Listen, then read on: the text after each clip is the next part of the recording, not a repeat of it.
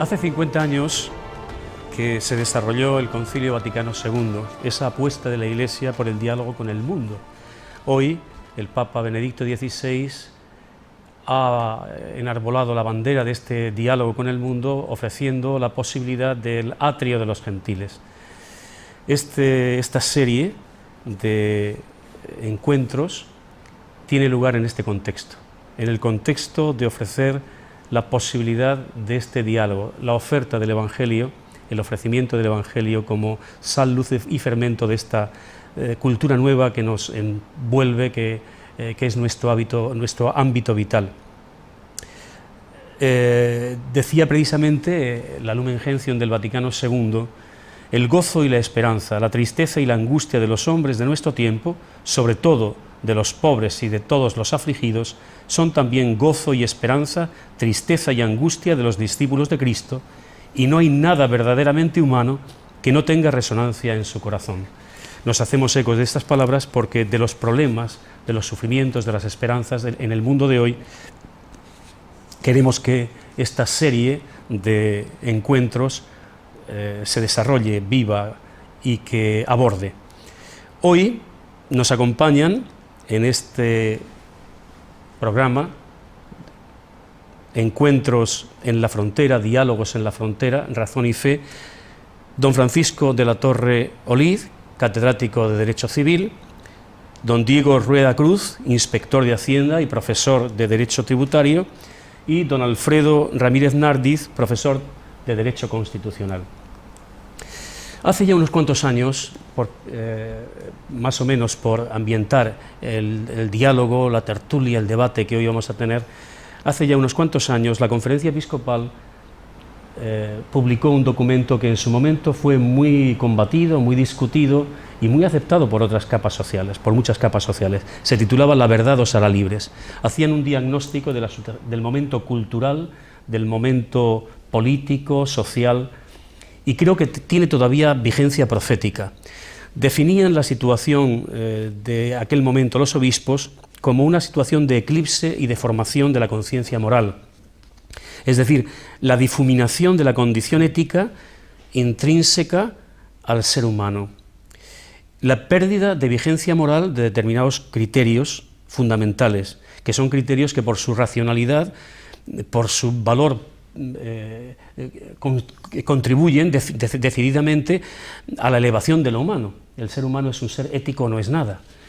Definían también aquella situación como de tolerancia y permisividad.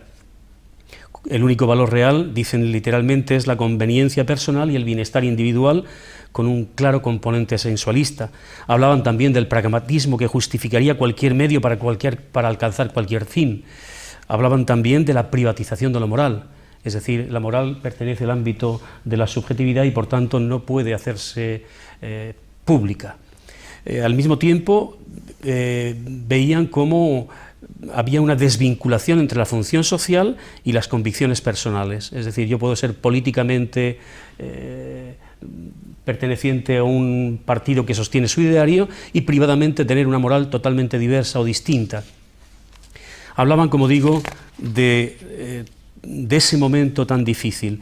Hoy las circunstancias creo que siguen siendo difíciles y sin embargo quisiera lanzarles alguna pregunta que pueda ser respondida durante todo este tiempo de diálogo. ¿Hay un compromiso ético en la legislación actual? Es decir, la legislación actual en España en este momento, en Europa si quieren, ¿tiene un trasfondo ético? Y al mismo tiempo, ¿qué elementos de contraste hay entre la legislación y la ética que dimana pues, de una concepción del individuo como fin en sí mismo, como digno, etcétera? Esas dos preguntas. ¿Podrían empezar como quieran? Yo en principio creo que la garantía de que frente al pragmatismo está preservada la persona está preservado un compromiso ético de justicia material, lo tenemos en la Carta Magna, en la Constitución, que es el principal texto legal, y ahí viene efectivamente reconocido que hay unos derechos inherentes a la persona, no dependen de un tiempo, ni depende también de una alternancia política, ni depende de una ideología, sino que es algo que nos trasciende y que está reconocido como inherente.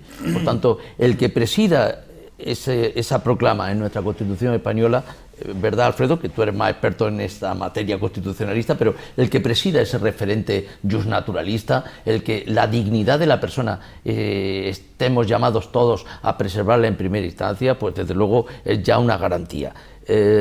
Como también el hecho de que a continuación, y también en los principios de esta ley fundamental, pues estén relacionados una serie de derechos fundamentales, fundamentos del sistema jurídico. Todo quebraría si esos fundamentos o pilares no están respetados. En ese sentido nos podemos quedar reconfortados. Sin embargo, esta complacencia es imposible porque luego hay mucha legislación de desarrollo que puede sin duda caer en un pragmatismo. En un relativismo, un cierto relativismo. Ciertamente. Muy bien. ¿Su visión? Tal vez esa es la palabra más importante con la que nos encontramos, el relativismo. El problema de la legislación a lo largo de todo el siglo XX, y eso los constitucionalistas y los politólogos lo sabemos bien, es que el relativismo ha calado hasta lo más profundo en nuestra sociedad. O sea, ya a principios del siglo XX, uno de los juristas más relevantes, que era Hans Kelsen, decía que la democracia era relativista por naturaleza. ¿Es posible esa perspectiva? ¿Es posible mantener una sociedad en la que se considera que el relativismo es la postura de partida de la sociedad? Evidentemente no. Debemos apostar, y más aún desde un compromiso ético y desde un compromiso moral, en nuestro caso firmemente cristiano y especialmente católico, en que el relativismo moral como principio para construir una sociedad no es aceptable. Por aclarar términos de cara a los que nos están viendo, ¿cómo defines el relativismo en el ámbito precisamente del derecho? El propio jurista que he citado, padre en gran medida de la justicia constitucional actual, Kelsen, de origen checo, en aquella época del Imperio Austrohúngaro, ya decía que la democracia era relativa, porque era un sistema en el que ninguna verdad se tomaba como cierta en sí misma, sino que todas las verdades de todos los individuos eran iguales, por el mero hecho de que los individuos podían decir cada uno la suya. Claro, ¿en qué desencadenó eso? Pues apenas 20 años más tarde en el nazismo. Fíjese cómo ya Rousseau lo había dejado escrito en el contrato social. Me viene a la cabeza este texto que lo tenía más o menos preparado para este encuentro. Dice, en el contrato social, cuando se propone una ley en una asamblea del pueblo, lo que se pregunta no es precisamente si aprueban la ley o la rechazan, sino si está conforme o no con la voluntad general. Con la voluntad general. Cada uno, dando su sufragio, da su opinión sobre esto, y del cálculo de votos se saca la declaración de la voluntad general. Por tanto, cuando la opinión contraria vence a la mía, no se aprueba otra cosa, sino que yo estaba equivocado. Ciertamente. Como digo, como apostilla lo que acabas de decir, describiendo lo que es el relativismo en el ámbito del derecho. Creo que tendremos ocasión de hablar más profundamente de este tema, que me parece fundamental a la hora de hablar de esto.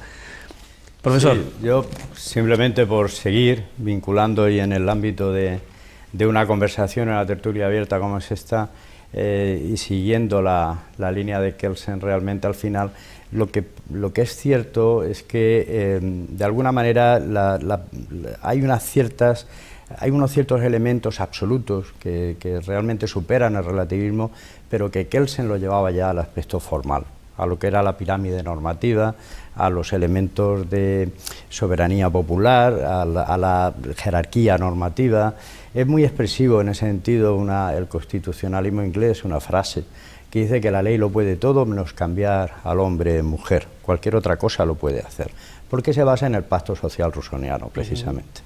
Entonces yo creo que la búsqueda de valores absolutos en términos materiales, en términos profundos, en términos individuales, siempre va a ser muy complicado. Siempre va a ser muy complicado y el relativismo imperará de una manera o de otra, porque además es casi una constante y sobre todo en los últimos 2 siglos, pues una constante mucho más agravada, y lo vamos a poder ver en determinadas manifestaciones, precisamente al hilo de la situación en la que vivimos en este momento, ¿no? Pero lo que sí que nadie puede discutir es precisamente lo que comentaba, en el sentido de que la voluntad popular al final se impone sobre la base del pacto social, que la ley, y la ley constituyente, es evidentemente una autodisposición de la comunidad sobre sí misma, donde nosotros, con todas las limitaciones que podemos tener, que hay muchas, como el del mandato representativo, la falta de información, la propia existencia de una clase política que puede degenerar en burocrática y a veces precisamente no utilizar la verdad, sino el interés para intentar convencer a sus adversarios. Pero lo cierto y verdad es que al final estamos ante una norma que a mí es que me produce un respeto especialmente, no sé, será una cuestión casi profesional, pero me parece un respeto trascendente el hecho precisamente de que nos encontremos ante una norma con fuerza de ley.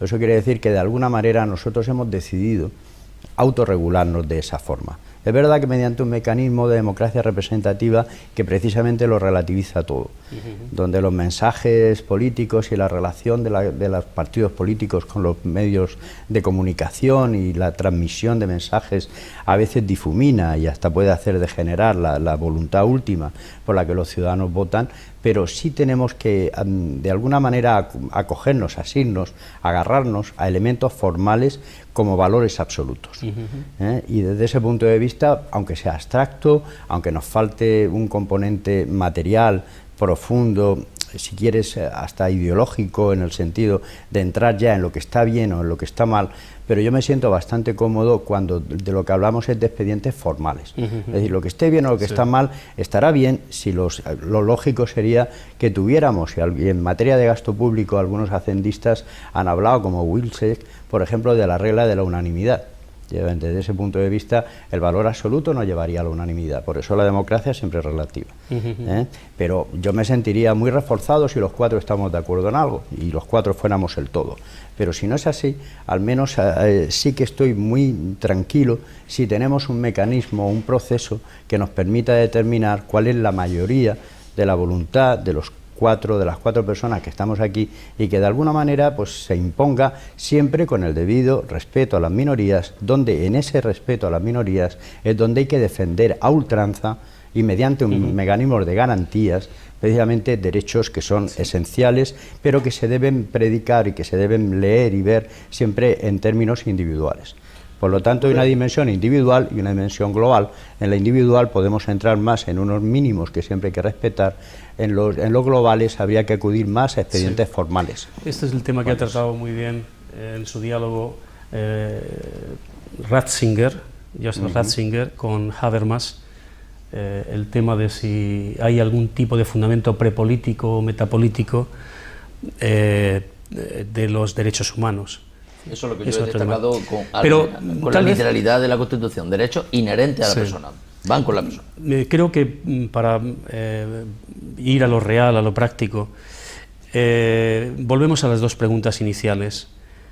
¿Qué elementos existen de contraste con la ética en la legislación actual y qué elementos salen reforzados en la legislación actual? ¿En qué ámbitos o en qué espacios de la legalidad aparecen conculcados estoy hablando, por ejemplo, matrimonio homosexual, estamos hablando de ocupas, estamos hablando de un montón de temas? Yo creo que hay por aterrizar un poco el diálogo en... Yo creo que hay el ordenamiento jurídico es disperso, está sistematizado en sectores del derecho, se puede hablar en una clave más tributarista, constitucionalista, civilista.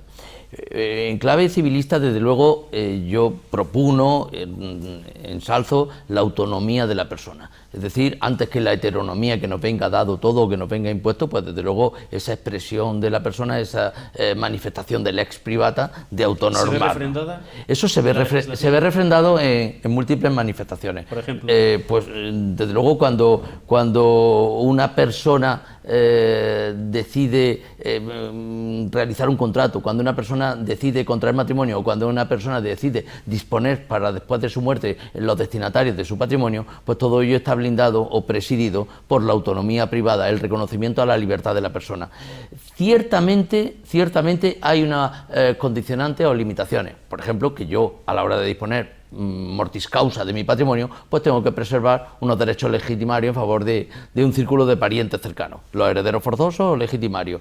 Como también hay otras restricciones por razón de orden público, a la hora, por ejemplo, de regular materias sensibles donde la ética social ha de presidir, como por ejemplo la ordenación del matrimonio, que no puede depender solo de mi voluntad, sino que es una cuestión llamada también de orden público y en ese sentido muy reglada.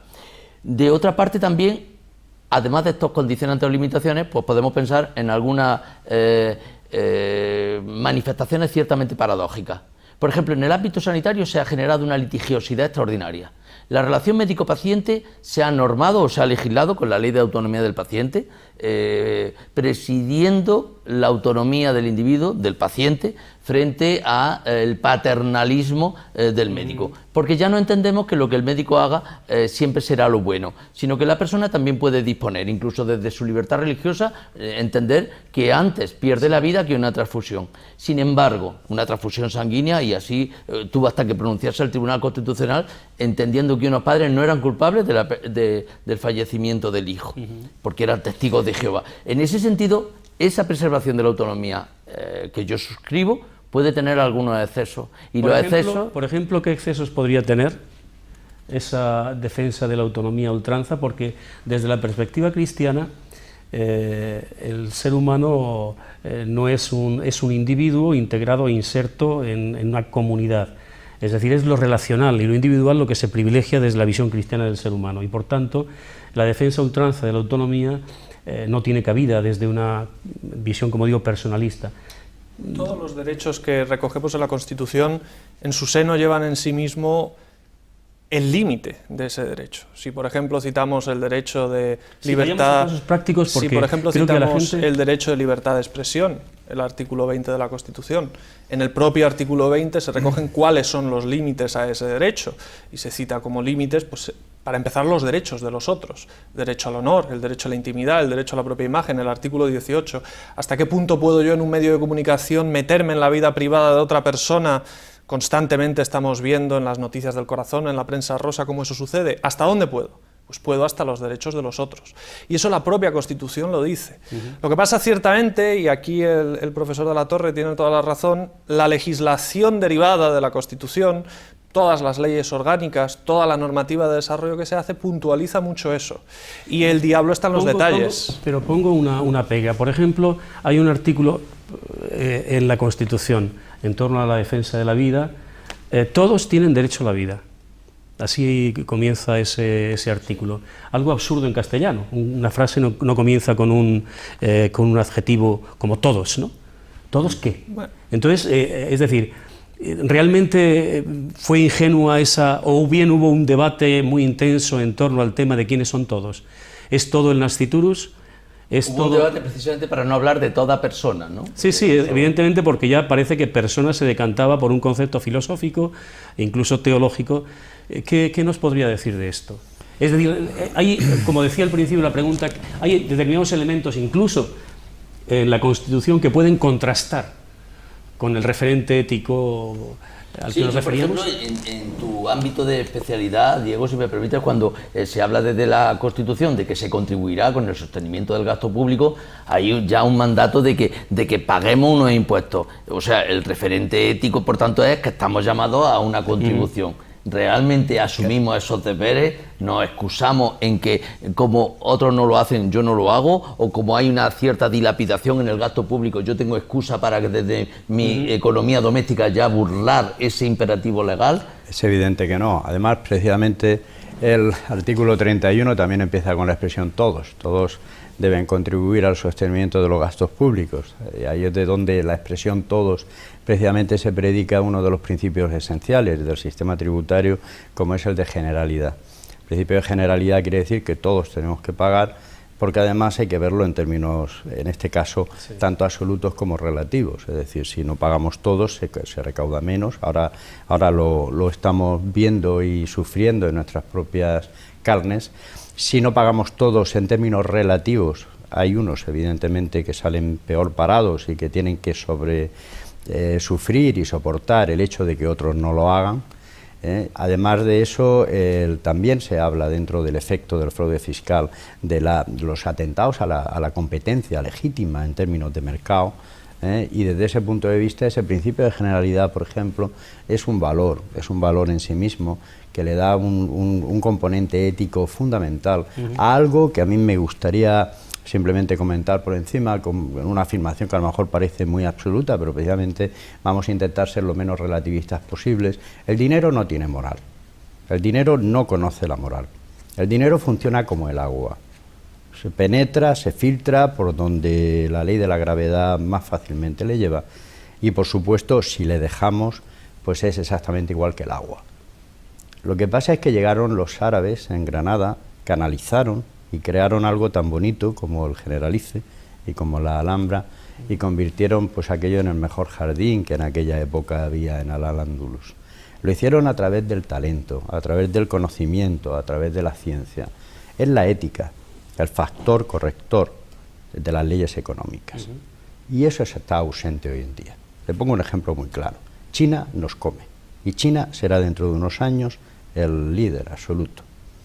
Y lo será dentro de poco.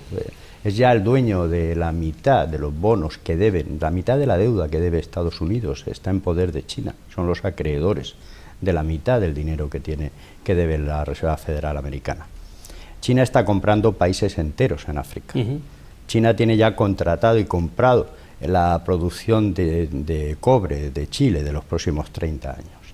China está haciendo eso porque es competitiva, extremadamente competitiva, pero es extremadamente competitiva porque no respeta los derechos humanos. Está claro, está claro. Esos derechos humanos que recoge nuestra propia Constitución, que como sabe Alfredo, por influencia de la Constitución portuguesa, donde hay precisamente una remisión expresa a esta cuestión. Otro ejemplo, la prima de riesgo. Todos conocemos ya lo que es la prima de riesgo, o al menos hemos oído hablar muchísimo.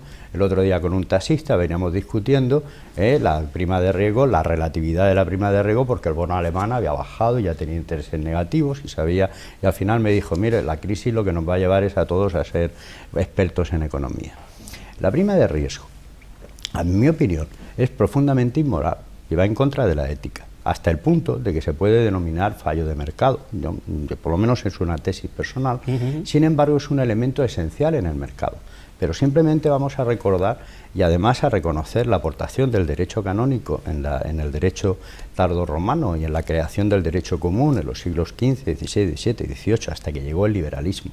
Y con el liberalismo se abandonaron algunos conceptos que estaban insertos dentro del derecho civil, como era por la espiritualización. La diócesis fue la primera institución en abstracto que se conoció. La Iglesia aportó abstracción y espiritualización a las formas jurídico-civiles del derecho común, del derecho lombardo, del derecho romano.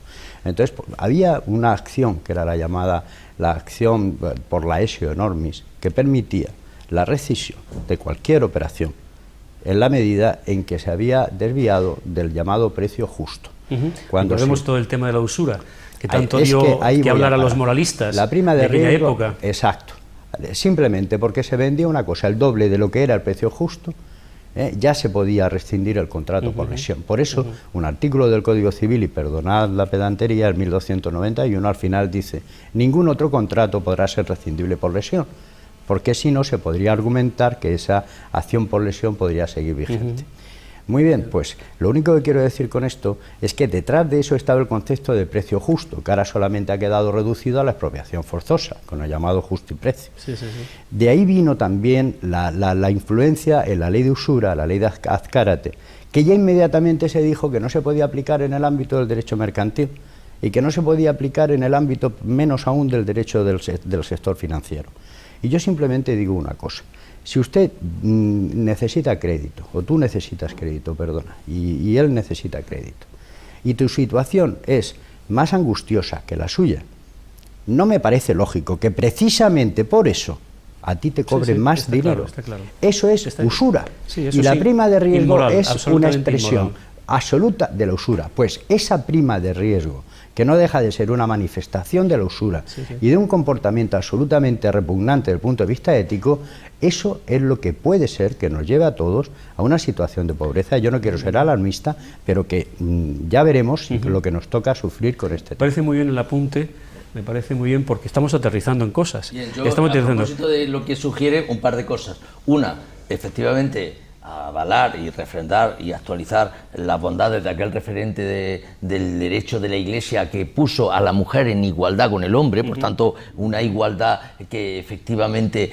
hoy nos parece lógica, y sin embargo, pues hasta 1975 una señora quería abrir un negocio y tenía que depender del autorita maritalio, de que el marido le diera al extranjero. Eso es, por ejemplo. Entonces, esa igualdad y esa bondad, por tanto, del referente en nuestro derecho civil, de ese derecho de la Iglesia. Como también en lo que apuntas, cuando hoy nos encontramos con una problemática grave, la dación en pago, es decir, como se inflacionó el precio de la vivienda, el coste financiero fue tal que hoy me veo arruinado y mi único recurso es entregar la casa que estaba dada en garantía y querer entender que ya me he liberado de la deuda. No puede ser, me dice la entidad financiera, porque hoy ha bajado el valor de precio de esa casa y mi deuda se mantiene en un exceso. Eso es. Pero ¿de quién dependía la sobretasación? Quizás de la entidad financiera. Claro. Entonces, antes que recurrir a hoy debatir sobre la dación en pago, que es muy compleja y que generalizarla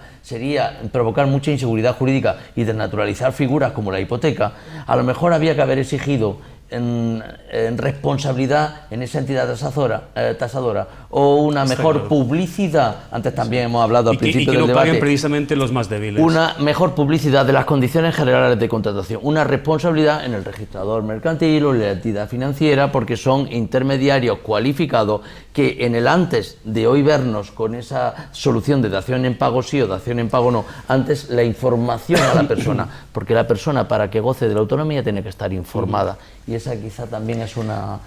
Otro tema... En el fondo, si me permitís un último apunte, tanto la prima de riesgo como la dación en pago, en el fondo no dejan de ser efectos de la causa. La pregunta que deberíamos plantearnos es ¿por qué se permite una inmoralidad y por qué se permite otra conducta? ¿Cuál es la causa que subyace detrás de esos efectos? En mi opinión, los politólogos tendemos a abstraernos para buscar el origen de las cosas. En mi opinión, el problema, la raíz del mal que nos encontramos en nuestra sociedad es, a nivel moral, el todo vale. El relativismo esencial de nuestra sociedad que permite que todo se conciba como lógico, es decir, que en el mundo de la economía se permita explotar precisamente a los más débiles y precisamente porque se encuentran en una situación de debilidad. O que en el mundo de los derechos pues nos encontremos con la situación en que a unos padres se les impone desde el Estado cuáles son los contenidos académicos que sus hijos deben recibir, o que se vulnera radicalmente las reglas básicas del lenguaje y a la unión de dos personas del mismo sexo se le llama matrimonio. ¿Por qué se conciben todas esas cosas en nuestra sociedad actual? Pues porque no nos guiamos hoy en día por criterios éticos y por criterios morales, que es por lo que deberíamos guiarnos, ni siquiera por la razón. Nos guiamos por la regla del todo vale, en el caso de la clase política para conseguir beneficios políticos, en el caso de la clase económica para conseguir beneficios económicos. ¿Y cuál es el resultado de eso? Pues los efectos, algunos de los cuales citados por los compañeros, y miles más que socavan nuestra sociedad de abajo arriba. Nos llevaría muy lejos, pero una reflexión al hilo de lo que estás diciendo, es que hoy, vamos a ver, se ha perdido el referente de derecho natural. ¿Por qué? Pues porque no existe ya naturaleza humana. Las filosofías de los últimos 2 siglos han deconstruido, esa palabra horrorosa que se utiliza en la filosofía, ha deconstruido la condición humana. ¿Qué es el ser humano? Mosterín, Jesús Mosterín, que es catedrático de la Autónoma de Barcelona, escribía hace poco, hace no mucho tiempo, él es el defensor de los derechos de los primates superiores, ¿no? Equiparándolos al ser humano. Decía que somos hijos de los monos arborícolas, y que estamos inmersos en el cauce global de la naturaleza. Es decir, no existe, desde que Sigmund Freud desmontó la condición humana, diciendo que son puras instancias, curiosamente, a partir del modelo darwiniano. ¿Qué es el ser humano? También Castillo del Pino, también otro filósofo, psicólogo, decía, si alguien se atreve a decir yo soy, es que está loco.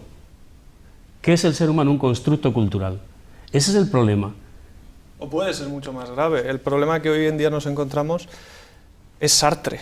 Cuando Sartre dice que es el ser humano una pasión inútil. A partir de ahí toda la sociedad carece de sentido. Cuando el ser humano en sí...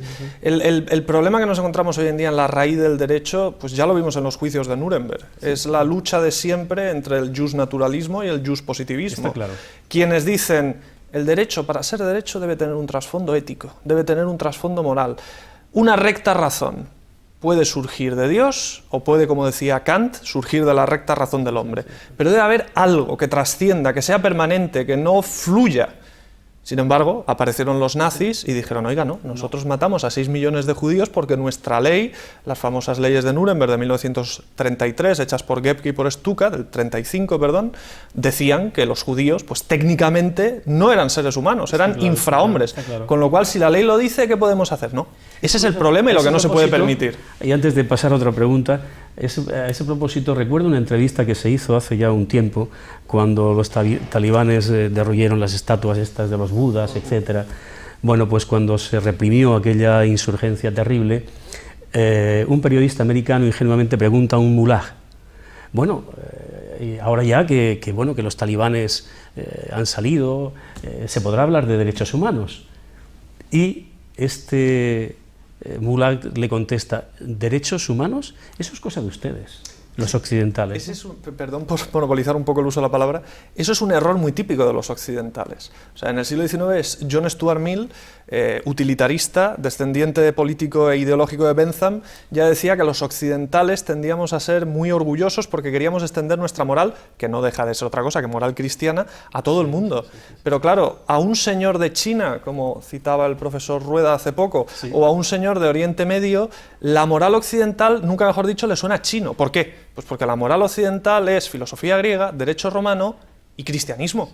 Y esos tres elementos han surgido en Europa y en todo lo derivado de Europa. A un señor de China que su filosofía se basa en Confucio y que no tiene nada que ver con lo occidental, pues pídele al mar, o sea, si quieres arroz Catalina, o sea, te dirá que eso es chino, nunca mejor dicho. Tenemos que convencernos de que hay un relativismo cultural que nos impide el diálogo intercultural. Sí. Y eso no es verdad, porque el ser humano es único. Ese de los excesos que que deberíamos también, en ese sentido, pues no olvidarnos nunca de la autocrítica, de la capacidad autocrítica. Por muy europeo que se sea, bueno, los excesos del nazismo evidentemente surgieron en Alemania, que es la cuna de la filosofía, la patria de Kant y de Hegel, que son los grandes constructores del Estado y de la razón y de la moral.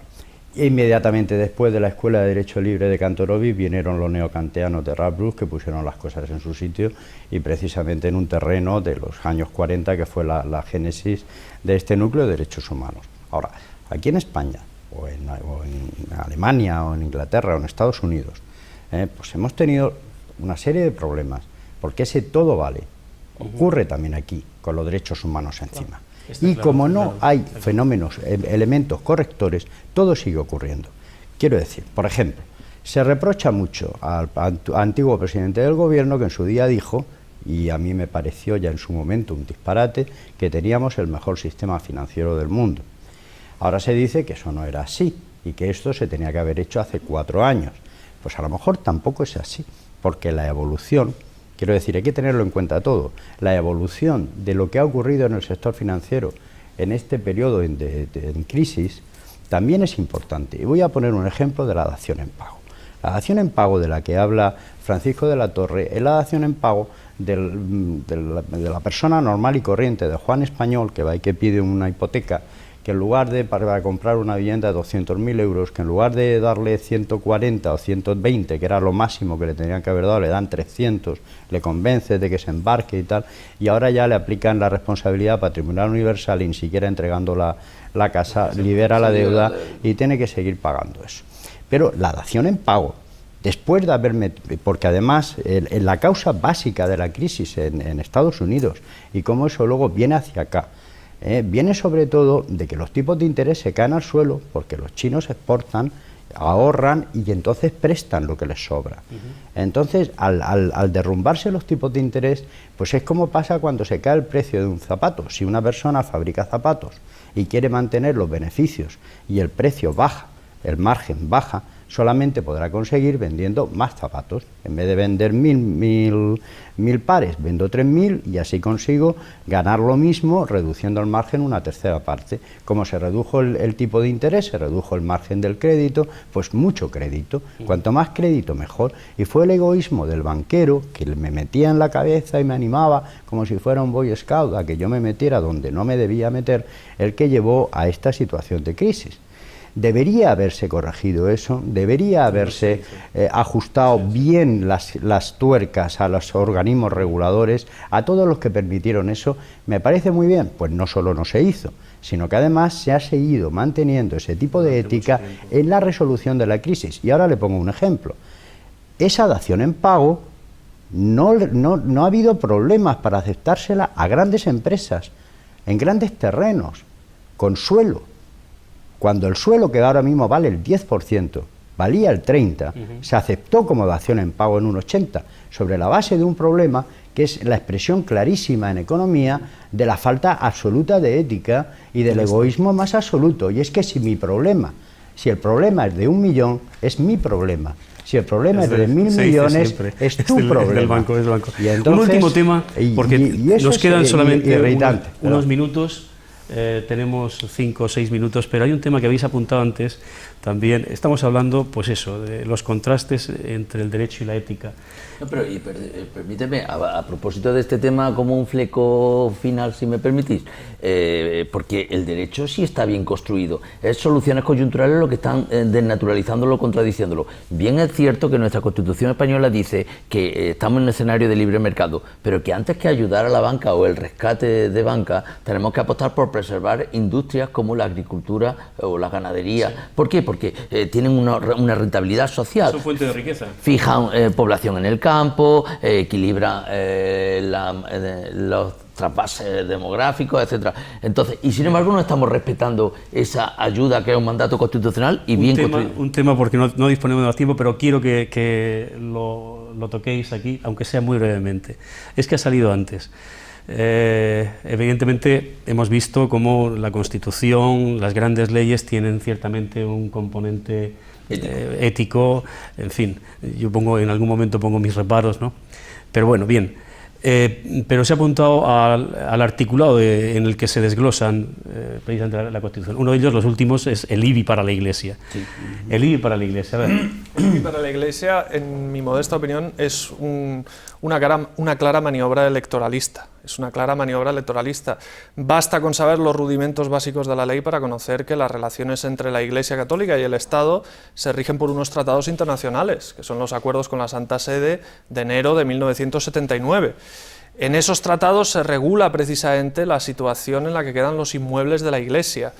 Considerar que la situación de dichos inmuebles puede ser cambiada no ya por una ley nacional, sino incluso por normativa local, como pretenden algunos ayuntamientos, es saltarse la torera a la legislación básica. Pero no solo es eso, es que basta con estudiar un poco los datos para saber que de los inmuebles liberados del pago del IBI en este país, aquellos que pertenecen a la Iglesia son apenas el 5%.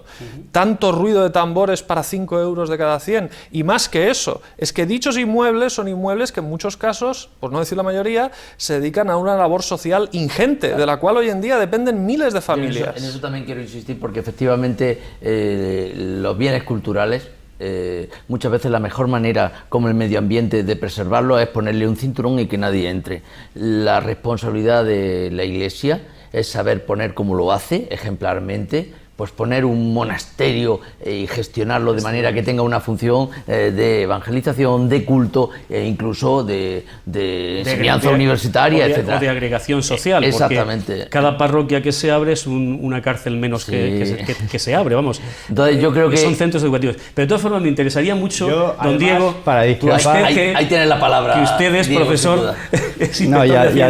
Vamos a ver. Más que nada por aportar información en este sentido. Sí. Y cariñosamente, porque además les aprecio mucho discrepar de mis dos compañeros en cierta medida, ¿no? El IBI es el tributo más importante que tienen los ayuntamientos. Nuestros ayuntamientos están muy mal económicamente, entre otras cosas porque tienen dos líneas, una le llaman la PIE, que es la participación en ingresos del Estado, y otra la PICA, que es la participación en el ingreso de la comunidad autónoma, que están descendiendo alarmantemente porque están descendiendo los ingresos de los referentes de donde vienen. Pero además, en concreto con el IBI, de la Ley Reguladora de Haciendas Locales, fijaos el cacao, y perdóname la expresión, que tenemos. Desde el punto de vista objetivo, ¿qué bienes están exentos en el caso del IBI? Bienes del Estado, de las comunidades autónomas y de los ayuntamientos. Parece lógico, ¿verdad? Pues no, pues no. Solo están exentos las llamadas 3 Cs: las cárceles, los cuarteles y los colegios. Solamente. Bienes destinados a la defensa nacional, a establecimientos penitenciarios o a centros educativos, y no los hospitales. El Hospital La Virgen de la Risaca paga IBI. La Delegación de Hacienda de la Gran Vía paga IBI. El propio Ayuntamiento de Murcia paga su propio IBI a sí mismo. No están exentos. ¿Y la delegación sindical? Tampoco. ¿Y los partidos políticos? Tampoco. Esos pagan IBI todos, por un lado. Pero sin embargo, en el caso del colegio, se ha llegado ya a la actitud excesiva de considerar, y una resolución del Tribunal Económico, no sé si tengo tiempo, un par de minutos más, Tribunal Económico Administrativo Central del 85, así lo dijo, que por extensión no solamente no debería pagar IBI la universidad, sino también las residencias universitarias, los colegios mayores. Entonces, que no pague IBI un colegio mayor o una residencia universitaria, no estoy hablando de la propia UCAN o de la propia universidad del campus, sino precisamente los colegios que están que son residencias, que son, digamos, pues eso, lugares para estar, pues la verdad es que por extensión, porque formaban parte de lo que podríamos llamar los bienes afectos a la educación. Por eso se dice que los colegios de la Iglesia no pagarán IBI, claro, pero porque son colegios, eso por un lado. Luego, por otro lado, vino la Ley 49/2002, que es la ley del mecenazgo. Y esa hizo un disparate, en mi opinión personal, en esta materia del IBI, que fue decir que todas las fundaciones y todas las AUPs, asociaciones de utilidad pública, que no son todas las asociaciones, hasta ahí podíamos llegar, estaban exentas de IBI. Todas, exentas de IBI. Entonces, fijaos qué estupidez, y perdonadme la expresión. El Hospital La Virgen de la Risaca o el Hospital Reina Sofía o el Morales Meseguer paga IBI, porque el ayuntamiento le puede conceder potestativamente una exención que nunca se le han concedido. Yo he investigado el de Madrid, el de Barcelona, el de Murcia, el de Cartagena. Nunca lo ha conseguido. El otro día se lo comenté al alcalde en una comida que tuvimos en el Círculo de Economía, precisamente. Entonces, sin embargo, si, como se quiso hacer con un hospital de Cartagena, yo construyo un hospital a través de una fundación que no tiene por qué ser privada, porque ahora cabe, después del alofaje, fundaciones públicas. Resulta que ya no paga IBI. Sí, pero, entonces, vamos a ver, No estamos ya casi fuera de tiempo. No hay que olvidar, en el fondo, en este tema del IBI, no hay que olvidar varios aspectos. Primero, ¿quién saca el tema de que la Iglesia pague IBI? Segundo, ¿en qué momento procesal se saca el momento de que la Iglesia pague IBI? Y tercero, ¿por qué? O sea, detrás de la petición de que la Iglesia pague IBI no hay una inocente petición social derivada del deseo del bienestar social. Hay una voluntad política muy concreta de un partido político o de un grupo de partidos políticos de una ideología muy concreta, atizando a un espantajo muy concreto y con unos fines muy concretos. Me permite, Alfredo, también con una cuestión de partida, que muy bien la has planteado en tu inicio, Diego, es el problema de la financiación. La autonomía municipal, que está consagrada en la Constitución, sin embargo tiene un problema de supervivencia por falta de recursos financieros. El problema está en si ese es el cauce para rellenar esas arcas municipales. Desde luego la Iglesia es, es un tema absolutamente colateral, en mi opinión, respecto del verdadero problema. Sí, por la función social. Que es regular el IBI como tal. Ya. De todas maneras, un último apunte. En la ley del mecenazgo, lo que se dice es que estarán exentos de IBI aquellos edificios que se destinen al uso, está claro, no las explotaciones, y lo dice claramente, claro. no las explotaciones económicas extrañas Está al claro, objeto de la está actividad.